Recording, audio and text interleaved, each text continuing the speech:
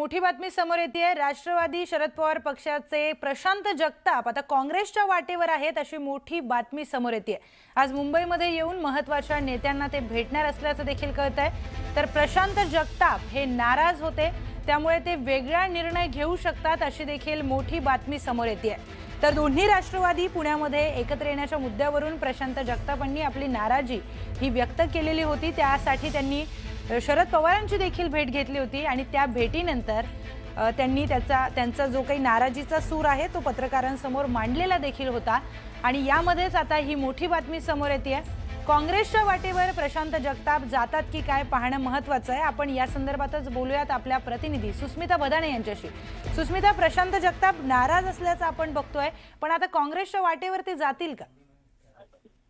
खरं तर नाराजगी प्रशांत जगताप यांनी उघडपणे सगळ्यांसमोर मांडली आहे, पक्षश्रेष्ठींसमोर मांडलेली होती। दोन्ही राष्ट्रवादी एकत्र येत असल्यानं प्रशांत जगताप हे नाराज असल्याच्या चर्चा गेल्या काही दिवसांपासून होत आहेत आणि या नाराजीनंतर आता काँग्रेसमध्ये प्रवेश करण्याच्या तयारीमध्ये स्वतः प्रशांत जगताप असल्याचं एक चर्चा सध्या आपल्याला पाहायला मिळते आहे। परंतु काँग्रेस पक्षाच्या वतीनं स्थानिक नेत्यांशी चर्चा करून निर्णय घेतला जाईल। काही वेळातच याबद्दलची अधिकृतपणे घोषणा पक्षाकडनं होणं अपेक्षित आहे।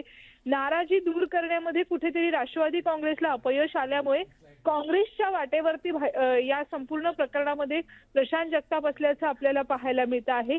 दरम्यान जर प्रशांत जगताप काँग्रेसमध्ये आले तर पुण्यातील स्थानिक काँग्रेसचं नेतृत्व त्याला कसं स्वीकारणार हेही बघणं महत्त्वाचं असणार आहे। त्यामुळे दोन्ही बाजूंनी नाराजीचा सामना हा प्रशांत जगताप यांना करावा लागणार आहे। निश्चितच सुस्मिता, नेमकी ही मोठी बातमी आपण आता बघतोय, यावर सुप्रिया सुळेंची देखील प्रतिक्रिया आलेली होती। धन्यवाद आपण दिलेल्या सविस्तर माहितीसाठी।